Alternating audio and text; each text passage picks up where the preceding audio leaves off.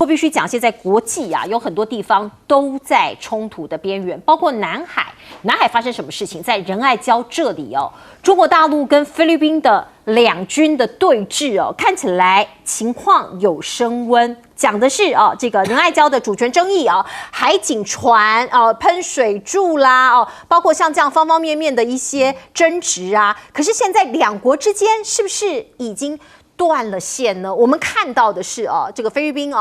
说我们跟中国海警的热线电话已经停用了现在只剩下外交部的沟通管道必须说这样子不 OK 吧可是菲律宾的海警队发言人就说了，我们不使用了呀这个热线我们把它中断了啊，我们从这个热线里头没有办法拿到任何的这个所获所以我们把它断了这个情况是不是跟美中两军没有沟通很像呢？我们知道美国跟中国大陆的军方已经很久没有沟通了包括你看到军事热线也断了冲突风险也慢慢的增加了，一天比一天的高所以你看到美国印太司令部的副司令斯卡伦卡他就说解放军很傲慢越来越危险的傲慢。他们拒绝跟美国印太司令部指挥官沟通，所以呢，战争的危险性会增加这个是美国印太司令部的说法。可是你看到中国大陆的网友看到这个新闻的反应也蛮剧烈的他们就讲说，拜托你美国在南韩部署萨德，而且停靠核潜舰在南韩，然后在日本扩建军事基地。还怂恿菲律宾在南海挑衅中国，所以你看看你在我们这边不断的军演更别提抵近侦察了你现在在说中国不接美军的电话，你是在讲几点的所以两边都各有立场啦那当然民众也会有各有自己的主权各自为自己的国家讲话嘛。那另外我们再来看看，包括现在日韩抗中跟美国站在一起，看起来是更紧密了。包括您看到的英国媒体他就说拜登应该要挺台湾来护全球的经济命脉这样的论述是从哪来的吗？从哪儿来的呢？你看到的是像这样子的一个南海的这个周边，因为有很多很多的航运各地的商船都要经过台湾海峡这边嘛南海以及南海占全球的航运量1/3，是美国跟全球供应链的网络重要路线，这是事实。可是他们认为说如果中国大陆把这个南海给占据了，就会变成这个中国的湖泊，他们变他们的内海了，所以应该要把这个地方视为美版的苏伊士运河那我们看到他继续阐述，他说为了要避免这个情况发生，所以建议美国应该跟台湾来谈谈看，长期租借东沙群岛，并且在东沙建立基地这个是这个媒体这个引述一些所谓的专家的建议，这个有可能成真吗？而另外我们看到日美也携手研发新型的拦截飞弹看到的是日美将共同开发新型的拦截诱导弹。8月18号，日美韩有一场领袖高峰会，您看到岸田文雄将跟拜登要谈，并且敲定这件事情。而另外，我们看到最近在网络上有两国的网友也对战得非常厉害。这是南韩的网友跟中国大陆的网友因为呢，这个南韩有自制 KF-21战机，大家看到的这个画面这个是他们所谓的第5代新型的战机。那他们认为这个战机非常的强，所以南韩有网友做了一段视频这个视频里头呢，是他们把整个中国的航空母舰舰队都给灭了包括这个有看到的这个中国的054型护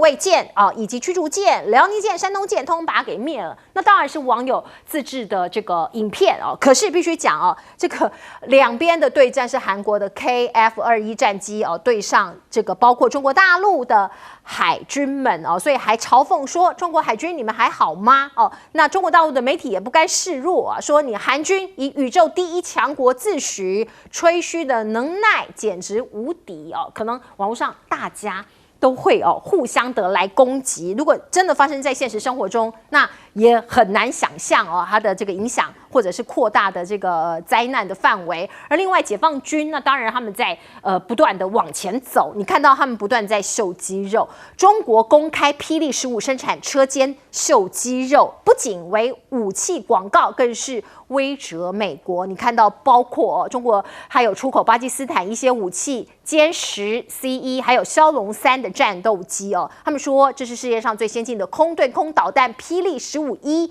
也要进入国际市场，而且进一步把这个车间给这个公开让大家来看。包括您看到的歼16跟翼龙2无人机第一次的联合打击的演练也公开了，看到像这样子的一个进行作战演练也是某种程度的秀肌肉。而中国的军事专家也说，这是显示解放军正摸索无人机跟有人战机协同合作的各种战法战术那另外呢，核潜舰在逆踪也没用了吗？中国大陆说有罩门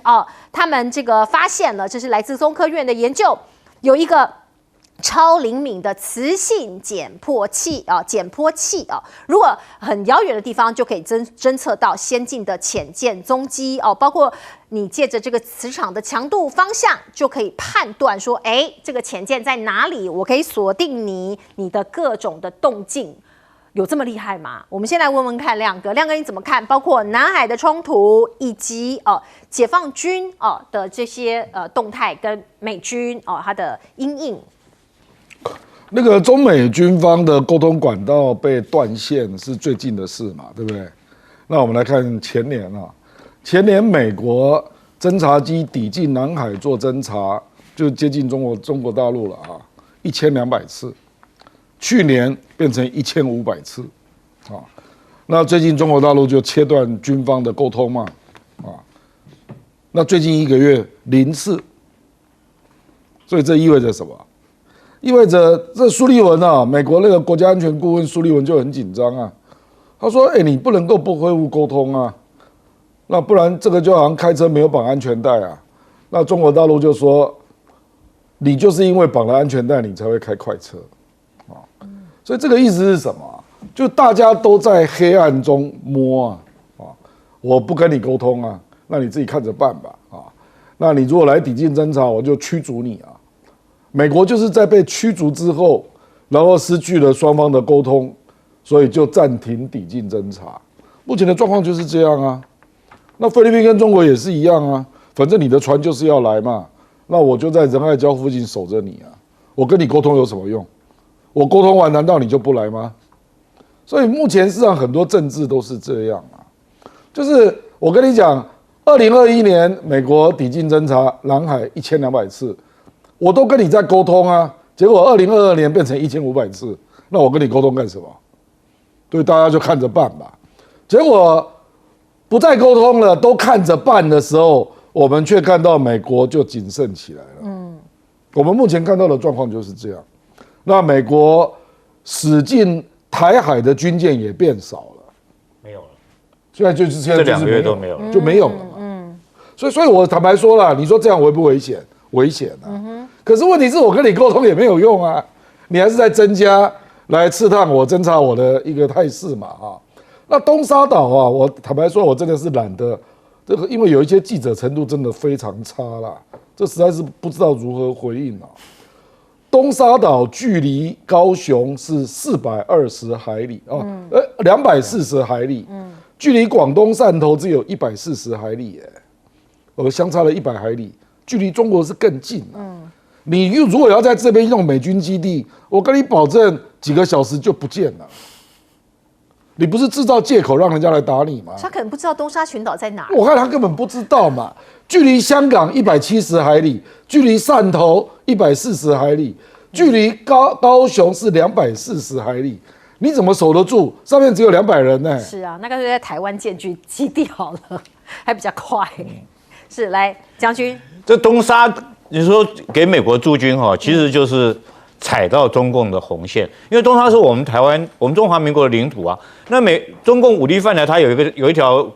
红线，就是说你不能让外国军队进入到台湾。那你到东沙是不是就等于让外国军队进入到东沙？对不对？还有太平岛也是一样。所以现在虽然说太平岛在那边盖跑道干嘛，大家都想会不会给美军用？我是觉得说不可能了。第一个就是你就是踩到中国的红线。那这个韩国那个 KF 战机KF-21这么厉害哈，我建议中国网友也拍一段影片，拿弹弓去打它。对不对？那大家各自他们有抗中的神具，我们也有抗韩的神具，拿弹弓去打一下，把 KF-21打下来。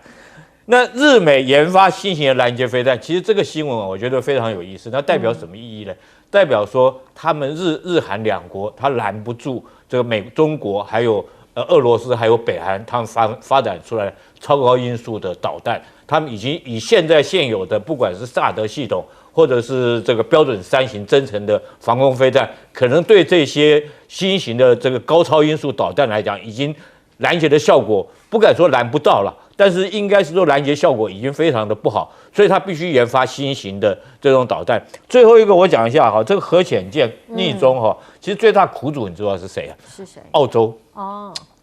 那时候美国他们认为说在第一岛链这边用航空母舰，因为航空母舰一烧就5000个人在上面嘛，每天烧的这种吃饭的钱都很多，耗费很大，最好是用核子攻击潜舰是最好的对抗中国的武器。那在这种状况之下，他们就叫澳洲参加 AUKUS， 然后答应给他建3到5艘的 AUKUS 这种潜舰来对抗中国。但是没想到说是现在发展出来，随着科技的发展，中国研发出来怎么样去征收这种核子潜舰、攻击型核子潜舰的这个方式已经侦查出来。那现在就是澳洲花了20几兆台币的这种费用去建造这3到5艘的核潜舰，是不是白花这个钱了？所以我觉得，而且它这些潜舰可能要20年之后才完工。那20年之后的科技会不会说就大陆他们现在科技发展？在军工发展这么速度这么快的状况之下，在20年之后，会不会就很容易就抓到这些潜舰？那澳洲，我觉得这次来讲的话，如果说中国发展出来这种抓潜舰的这种方式，对澳洲来讲，其实是最大的苦主。是这个磁性减波器，如果真的像他们讲的这样发展起来，的确看起来是蛮厉害的。来，请教彬哥。我觉得美国也很趣味就是你现在会紧张了，因为双方没有沟通管道，你怕会引起战争，那结果。实质上造成一个什么结果？就是反而你来的比较少，那你来的比较少，不就是真是老共虚妄了吗？那所以我就继续不要跟你沟通因为这样就达成我的目的啊，不就这样子吗？所以我觉得美国自己要去想很清楚，你到底在做些什么事情啊？那至于说这个英国《每日电讯报》这个是一个前议员的顾问投书的，那这个人基本上我觉得他大概对台湾的局势基本上完全不了解。他在搞不清楚状况，因为他的说法是说，只要把东沙岛变为美国的军事基地，就守住了南海这个北大门以后，中国大陆就没有办法怎样。而且他在里头还建议什么，你知道？建议美国要去逼迫印尼跟汶莱选边站，因为印尼跟汶莱现在都相对比较中立嘛，不想在你中美两国之间扯嘛。然后他建议美国要对他们施压，要对他们两国要求他们两个站在美国这边。那实际上这一切目的是为了什么？就是为了美国在南海的利益啊。那实际上，如果你让南海这边签了南海共行为准则，不是大家就可以和平相处，以后也不会有战争的风险，搞不好还可以共同开发，这样对南海周边诸国不是比较好吗？可是只是对美国不好，所以美国就不要，所以才会出现这个荒唐的一个状态。那所以我觉得这篇文章根本就在自娱于人，因为你只要在东沙岛，你不要说是建基地，只要我们台湾一说要租借给美国，我看战争就要开始了。基本上就是这样子啊。因为如果你都东沙岛可以让美军建基地，那台湾本岛为什么不行？他们都一样，有什么差别？所以我觉得这个人，所以干脆在台湾建好。对啊，根本搞不清楚状况。那韩国那个网友哭手那个，我觉得大家趣味就好，那个不重要。重点是 PD-15啦，PD-15它现在已经外销给巴基斯坦240枚，已经有实际成交。那它是降阶版的。就是他自己的飞弹，解放军自用大概射程有200到300公里，那他给巴基斯坦大概是145公里，但是也蛮厉害，据说它是用主动相位阵列雷达，所以它的精准度可能是，然后抗干扰程度应该是都不错。那它会大肆去就是对外销售这种武器干什么？其实就是在告诉你，现在第一个中国军武成长，第二个美国开始要紧张了。为什么？因为过去美国的竞争对手是很难拿到相对先进的武器的。那现在解放军愿意把这些武器释出，那美国恐怕麻烦会更多。是没有错，这个。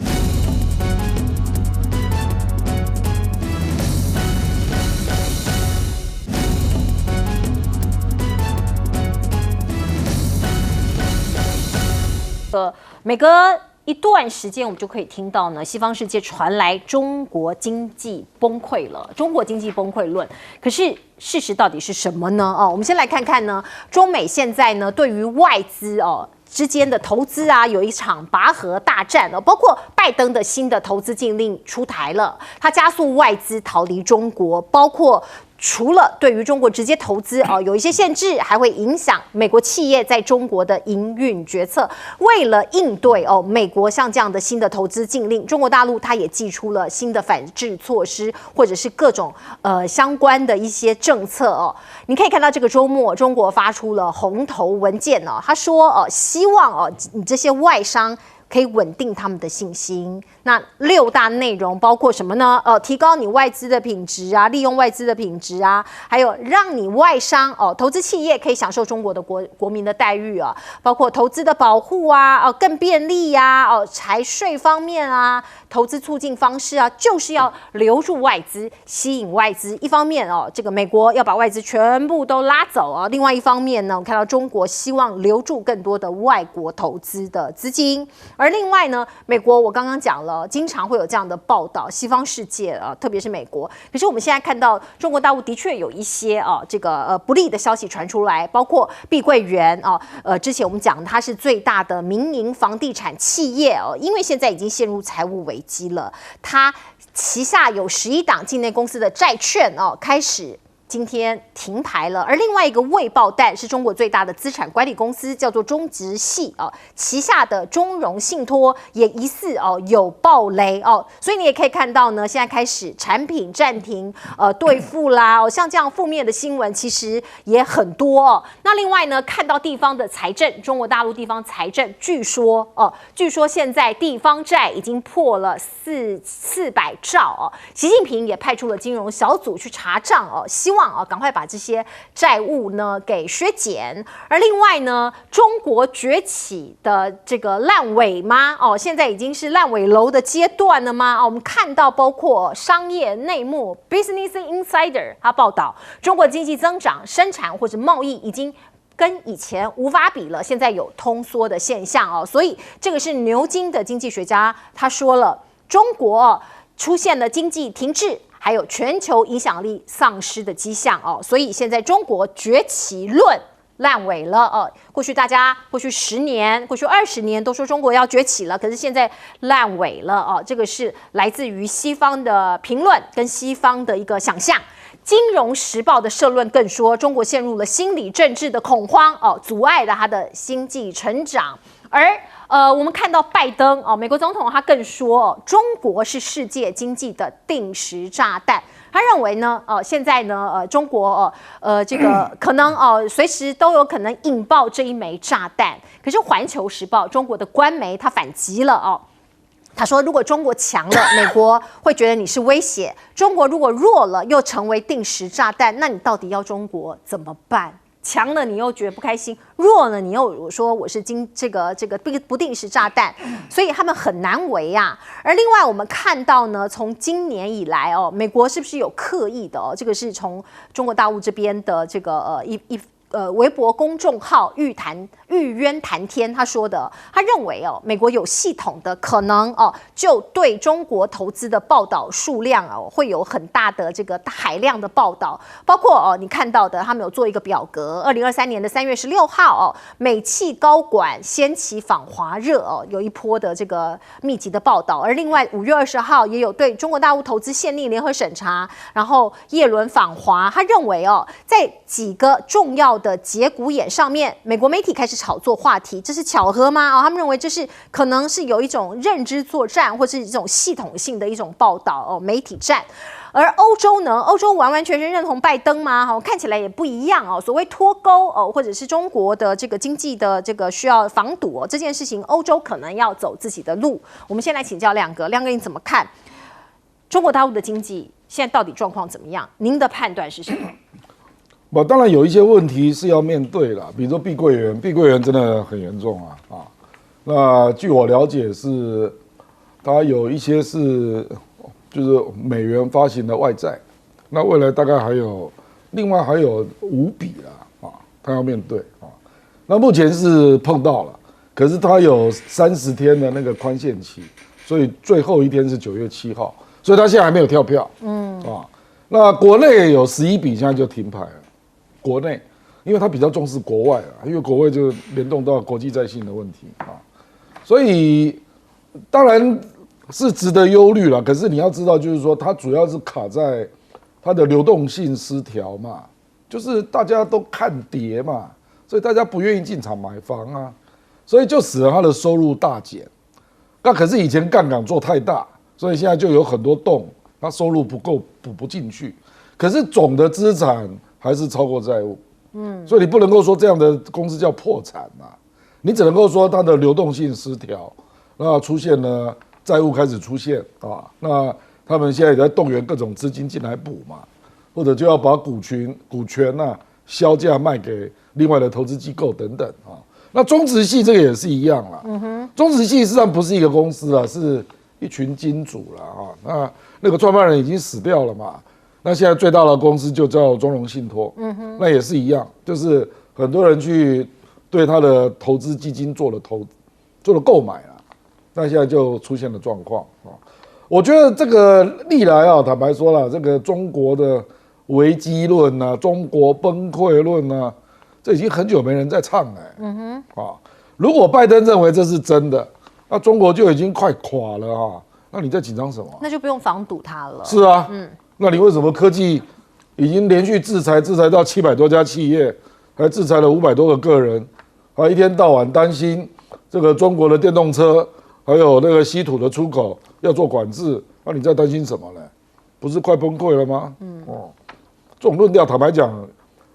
我们后来听到了担心中国威胁的人，远远超过在吹牛中国即将崩溃的人现在欧美的基调是中国威胁，不是中国崩溃了。所以这个只是一个人，你怎么能够说他代表外媒呢？你说这个马格纳斯讲的这个话烂尾，只是一个人而已你在西方是多数吗？西方更多人可能是在担心威胁比如说成熟制成的晶片会不会变成中国集中？韩国也在担心它到中国变成逆差，以前都是顺差。我看这一类的担心可能更多啦那至于那个玉渊谈天这个是央视的微博。事实上他举的那3个例子也不见得都对中国不利比如说美企高管掀起反华热，这个是利多对啊，所以所谓高潮不一定是利空叶伦访华也不是利空对不对？所以我觉得这个扯太远了啦。他们觉得背后有阴谋论啦。不是啦，本来就有很多人关心中国经济。是啊，今年的中国经济，至少我看到最新的国际货币基金、世界银行的估计，还是认为是5.2你美国今年只有1.8你怎么可能不关心中国经济？是，因为它的体量是世界第2嘛，17.7兆。那今年赢它的是印度，印度可能会有6%，可是印度的体量只有3兆所以为什么还是很多人在关心中国经济？因为想跟你做生意嘛。是没有错。来，我们进一下广告。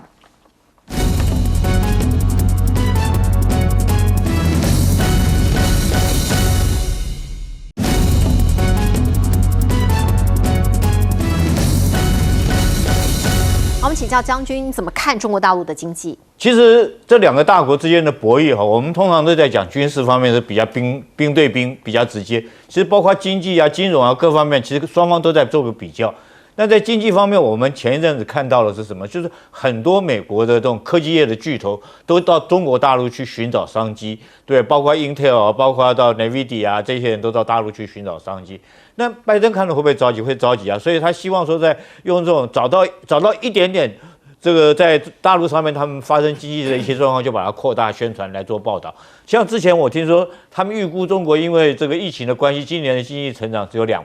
可是到目前为止，我们看到数据是第一季中国经济成长4.5%，第二季出来的是6.3%，所以已经远远超过他们原来所讲的话。所以这个我觉得是一种宣传战。那碧桂园这件事情哈。其实也确实是中国要面对的一个经济上的一个问题要解决。任何一个国家，它不管是在方方面面都会有一些困难要面对要解决。碧桂园，我觉得现在会出现财务问题，最大一个原因还是美国这个 FED 急速的升息造成它这样。等于说，它碧桂园当初在新加坡有2笔的美债，对不对？各5亿美元，那它是用美元计价的。现在来讲，因为美元急速的升息，等于说有一点像是抽银根这个味道了。那很多的美元就又流回到美国去了。在这种状况之下，碧桂园等于说有点被抽银根。其实这件事情，我们从李嘉诚那边就可以看得到。李嘉诚不是上个月在香港，他把他所有的房地产用7折抛售出去，就代表说他们就已经觉得房地产。那李嘉诚真的是很聪明，新的楼盘啦，对他早就看出来有这个问题，所以他就已经抛售房地产。那碧桂园跑得比较慢。那除此之外，但是任何一个国家都会有这些经济上的一些困难问题。但是我相信，就像亮哥所讲的，他还有很多方法可以解决，私募资金啊，或者是这个买旧债换新债，买新债去还旧债等等这些的方式来解决这些问题。因此，我个人是认为说，美国你自己要回头去看看你自己国内的经济比较好，你不要一天到晚你把你自己国内现在美债的问题，对不对？做一个处理，做一个解决。还有你自己本身，因为美债的这美国银行的这个快速的升息，造成你好几个银行连续的暴雷。我觉得你不要在那边看中国那个倒了一家房地产公司，你在那边幸灾乐祸，你倒的是好几家银行，甚至于说连欧洲的瑞士信贷也倒了。这是你美国自己升息造成全世界金融的一个出现的一个恐慌，以及出现的一个问题了。但是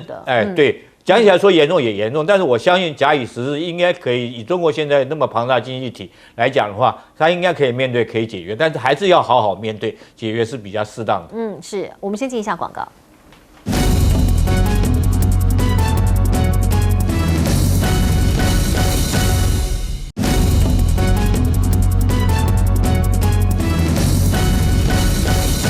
今年全球的经济会复苏吗？美中的经济战还在打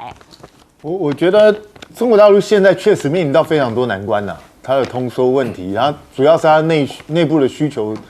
始终提振不起来，那所以他们当然要出台很多经济方针，看是不是想办法能够刺激它自己内部的经济。但是我觉得你光是遇到这样的一个东西就直接断言它已经完蛋了，死定了，我觉得也蛮奇怪的。而且为什么要叫烂尾？烂尾不是我们讲烂尾楼，是你一个东西在那边没有办法处理，掉在那个地方就烂尾啊。那崛起叫烂尾是什么意思？崛起到一半你就绝在那就不动了。盖房子盖到一半突然不盖了，我不知道什么意思啊。因为很多人说中国大陆可能会像日本那样泡沫，我是认为完全不会，因为两个体制结构是完全不一样。而且中国大陆跟日本有一个最大的不同的就是，它是世界上人口最多的国家之一，它自己本身内部市场就非常大。所以你把它跟日本主要是以出口为导向，中国大陆可不见得是这个样子。所以在这种状况下，你要说中国大陆会像日本那样子直接泡沫经济化，我个人是觉得这个恐怕预测太奇特了。而且更重要的就是，如果中国大陆现在真的像自由时报所讲的这样已经完蛋了，那未来10年都不会起来，我们台湾不用紧张吗？怎么自由时报把它当喜事在报？我们最主要的出口对象就是对岸了。那他如果完蛋了，我们怎么可能会好？那我们就跟着一起完蛋。我们台湾已经连11黑了，请问一下，我们准备连几黑啊？准备连200黑吗？那台湾还活得下去吗？所以我不知道这种心态到底是什么。那现在全世界的经济都面临困境，美国自己内部经济状况也很惨啊，它内部问题还是重重啊。只是我觉得美国的很趣味的就是，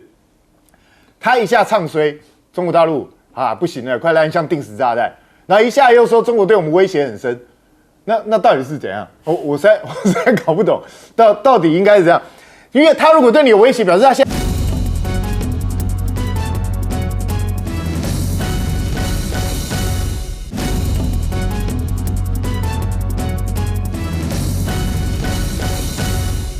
友，我们来看看，包括现在看起来。柯文哲的民调呢是第2名，所以绿营开始全力打柯了吗？其实打了好几个礼拜了。今天最新的打法是什么呢？说你柯文哲跑去中南部见牛鬼蛇神包括他们说揭露这个新闻，柯文哲到嘉义的东石乡吃平安宴。那这个饮宴的主人是谁？他是有名的江湖大哥，是嘉义区渔会荣誉理事长，叫林水树啊。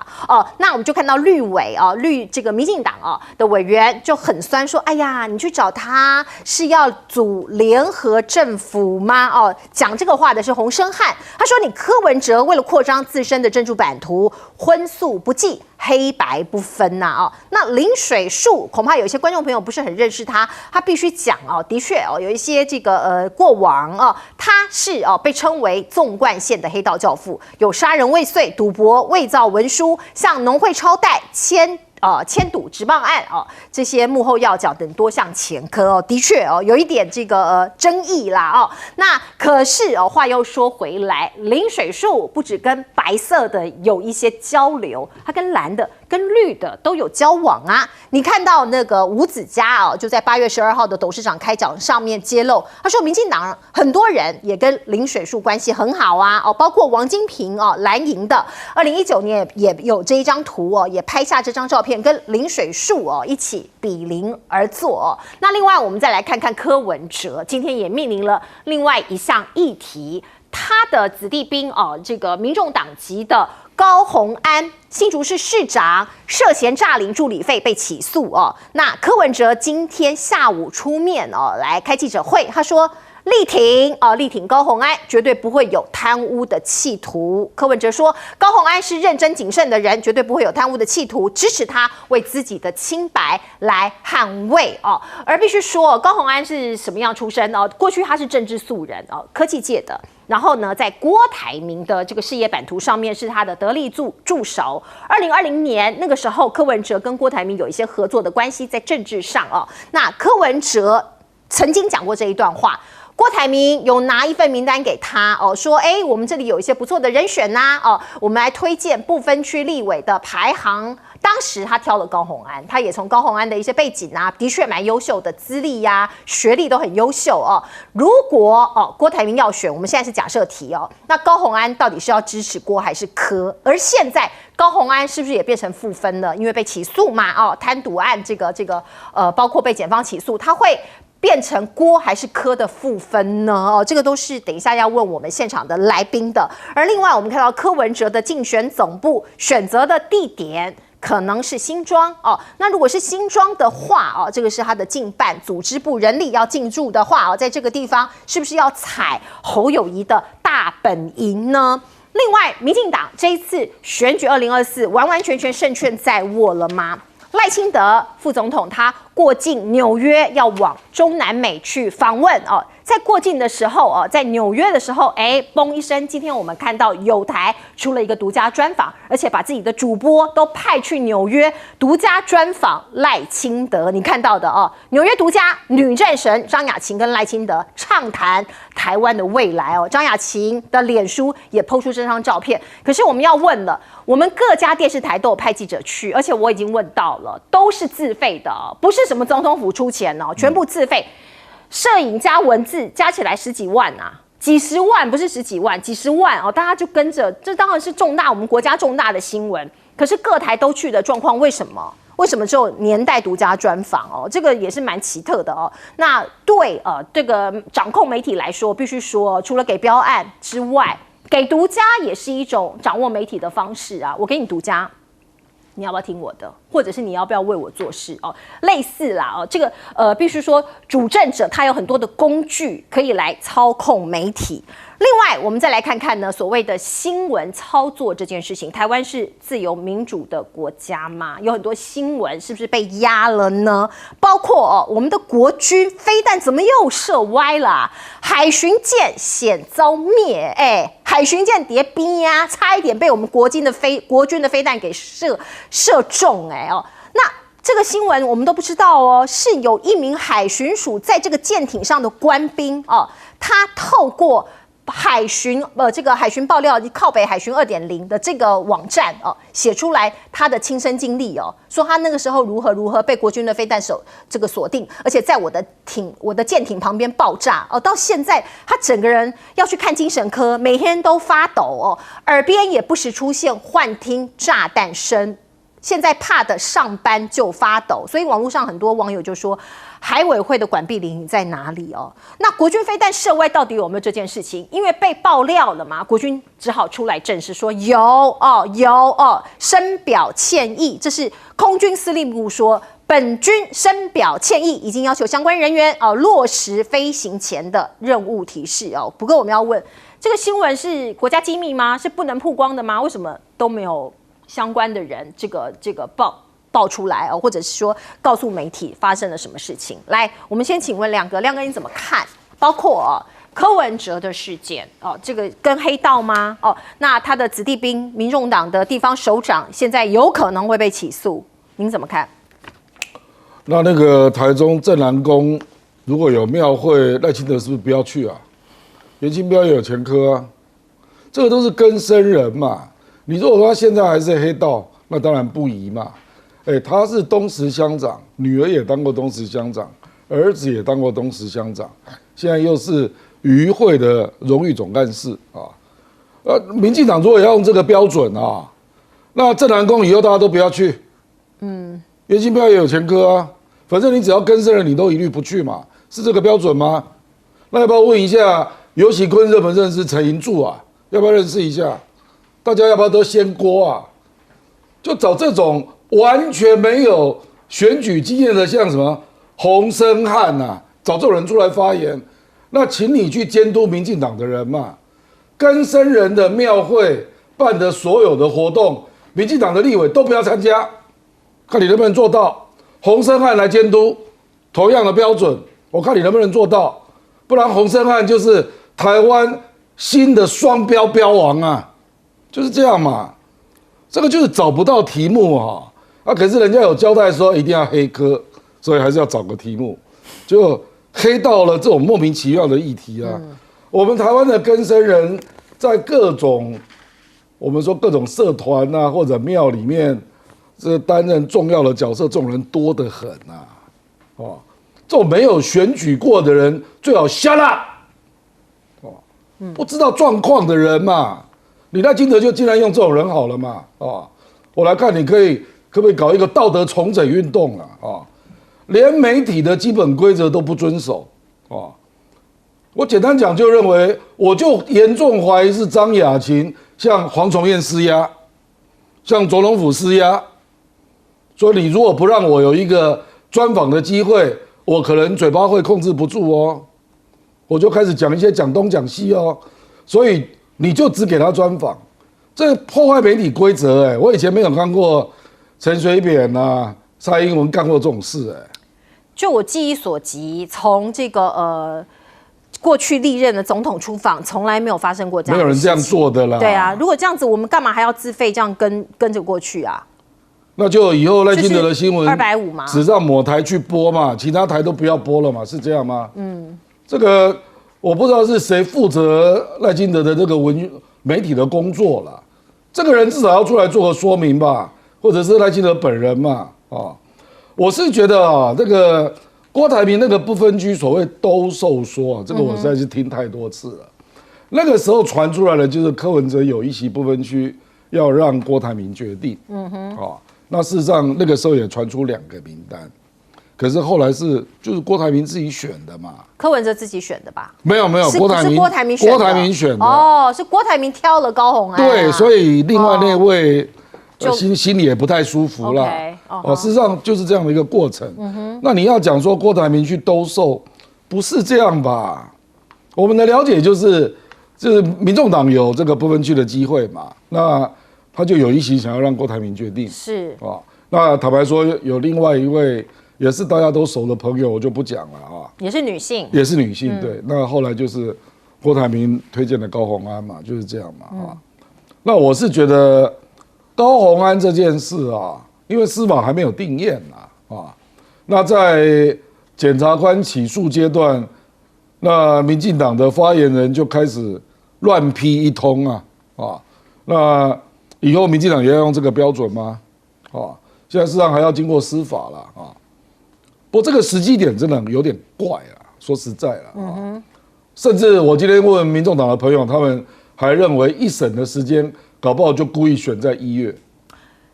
投票前。是啊，不然我们就来看嘛，看一审的时间是不是12月下旬或者1月上旬，就让你柯文哲再次受到重创。是会重创到柯文哲，您觉得？我首先重创郭台铭啊，可是要看郭台铭选不选嘛。对，而且这件事啊，就发生在高虹安已经把新竹棒球场的相关资料送到了检调之后2个礼拜，那这个时间就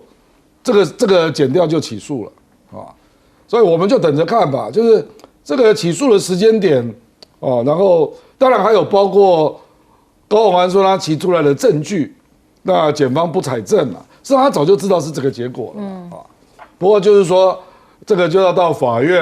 然后看那个法官是不是能够秉公来处理嘛我们这个已经进入司法，我们就很难说了啦，就是变成他尽量去就他司法有利的部分来争取他自己的清白嘛大概是这样。是，来请教彬哥。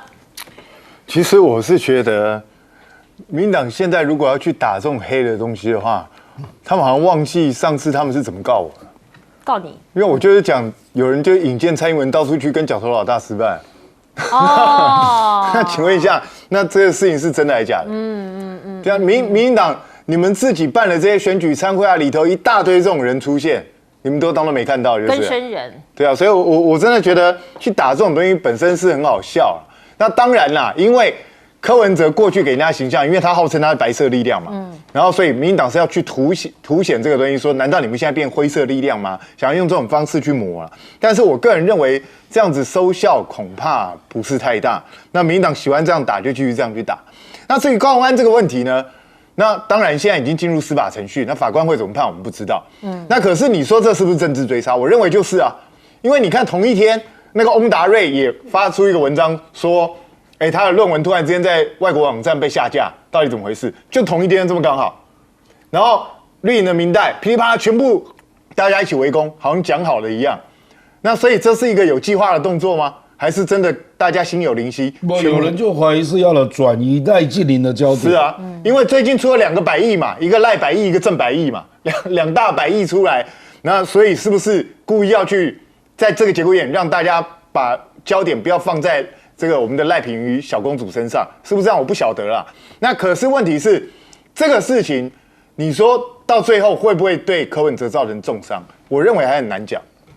因为你看柯文哲过去遇到这种司法的事情，他大部分回应是什么回应？他回应就是说既然进入司法程序，我们就秉公办理。这一次是柯文哲很罕见的，一开始就直接讲说这是政治追杀，然后他绝对相信高虹安那表示什么？柯文哲现在也是拿定了。就定调这一个就是要把它定调成政治追杀，所以柯文哲现在也是在看这件事情，因为已经变成政治事件，而不是单纯的司法事件，他是在看政治事件上怎么牟利。那现在就是会在像亮哥刚刚讲的，会在选前突然之间一审结果出来吗？如果出来的话，会伤到谁？其实这很难讲。我觉得对某一种程度来讲，因为很多人会认定说这就是政治追杀。那如果你这时候审判要那么快速，一审结果在大选前就出来，搞不好很多人因为这样反而跑去投柯 P。对，所以真的很难说。一审有罪就立即停职了。对，他停职而已，但他还是可以指派代理市长，对，指派副市长。所以第一个新竹他不见得会丢掉，然后第二个呢？第二个搞不好对柯 P 的选情是有益的，所以这个我觉得还要看后续如何操作，这个目前都还很难讲。那至于说柯文哲竞选总部选在板桥是不是针对何友宜，我觉得想太，选在新庄是不是真的？我觉得想太多了，房租比较便宜啦，就是刚好有人提供这个一个场地啦，因为你觉得他现在会把何友宜当作他最大对手吗？我根本不认为，所以我觉得这个就是一个巧合而已。那至于说张雅琴独家专访赖清德这个东西。干得很好啊，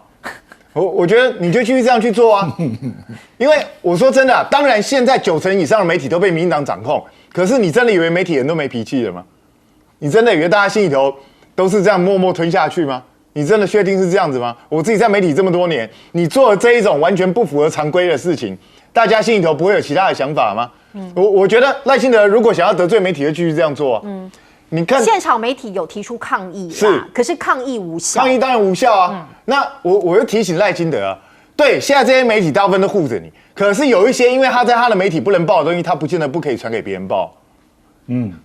他不见得不可以在网络上散布哦。所以你真的确定你要这样得罪媒体吗？我真的觉得你自己要去想清楚。那至于说海巡这个东西，这个很明显就吃案嘛，这么严重的事情都快要打到自己的船了，然后不声不吭。那要不是网友爆料的话，谁会知道这件事情？然后管碧玲现在装死啊，洪胜汉你怎么不去问管碧玲要不要装死？你怎么不叫他赶快出来？张志豪你怎么不去叫管碧玲出来讲话呢？所以真的拜托，我们一直说要重整军备，如果光是一个基本的 SOP 都做不到的话，还跟人家打什么仗？是，来将军你怎么看这件事？今天是814空军节，是我首先还是要向我们捍卫领空的空军健儿致上最高的敬意。这个虽然说这颗炸弹丢歪了，没炸准，但是我还是对我们空军来讲，因为今天是空军节嘛，那我特别就这件事情，我要特别利用这机会跟我们所有观众说明一下。他这次飞机丢的不是飞弹啊，是丢一颗炸弹。那这颗炸弹多大呢？2000磅。2000磅的炸弹是什么概念呢？一颗手榴弹是0.2公斤，这2000磅是900多公斤。那你可以想想看，这900多公斤的力量爆炸威力有多大？它可以炸出一个18公尺宽的这一个坑，然后深达5公尺的这么一个圆坑。按理说，这个2000磅的炸弹不应该往海里面去炸船，它是拿一颗靶船去炸了。按理说，应该那种炸弹应该是对滩岸的这个敌人登陆的时候，我对滩岸的敌军实施攻击，因为那爆炸威力很大，可能一颗下去，大概这个滩头很多的敌军就可以阵亡了。但是我们台湾现在在陆地上面找不到这么一个炸射场来练习，所以只好往海里面丢。当然，大家要知道，我们空军也有它很为难的地方。第一个，这种炸弹丢它没有导引的，它就是从空中把它放到地上，这颗炸弹会丢到哪里去，跟它的经验有很大的关系。比如说飞机的高度，因为它形成一个抛物线嘛，从空中丢一个东西下去，它形成一个抛物线，跟这架飞机当时的高度，还有它的速度，还有它的这个飞行的姿势，可能都有很深的、很相关关联的东西。那我知道这艘海巡署在那边，那条船在哪里做什么的？他当时像以前我们来讲，每次对海实施射击的时候，都会协调海巡派一些船在旁边警戒，不要有渔船或其他渔船误闯入这个射击区里面，造成危险。那我想说，这位海巡署的弟兄啊，他应该在执行这种任务，就是说我在四周警戒，不要有别的船误闯进来。所以他本来就是在爆炸很接近、很近的地方。是。那他会受到这种惊吓，我可以感受得到，因为第一次这个蔡英文去看炮兵实弹射击的时候，一颗155的炮弹50公斤而已，然后他就1000公尺之外爆炸，他就整个人弹起来。所以第一次听到炮声的人，当然都会惊吓到。那现在从这件事情，他丢了900多公斤的炸弹，那对这个海军署的弟兄来讲，他如果第一次听到炮弹声，他一定会受到很大一个惊吓。那其他这个事情我特别要讲现在只是一颗这种炮，然后让这弟兄受到这么大的惊吓，要看精神科了。对，那如果说将来我们台湾发生战事的话，那全岛有多少人要去看精神科啊？这东西就大家在没有听到炮声以前，就只有电影上面看到听到那个炮声，但你真的感受到那个炮声，那个不只是声音而已，是那种震波震到你心脏，都会感觉到胸口一震。那种力道，甚至于严重的话，眼睛都会掉出来，眼珠子都会掉出来。所以，像这个情形的话，我希望说我们台湾还是不要说发生任何战争，不然的话，你光一个炮声，大家就已经惊吓成这个样子。没有错。那如果说更多的炮弹掉下来的话，那我相信大家受到的惊恐会更深更大。没有错，我们都不想要有那样子的经历跟那样子的经验发生在我们的土地上面。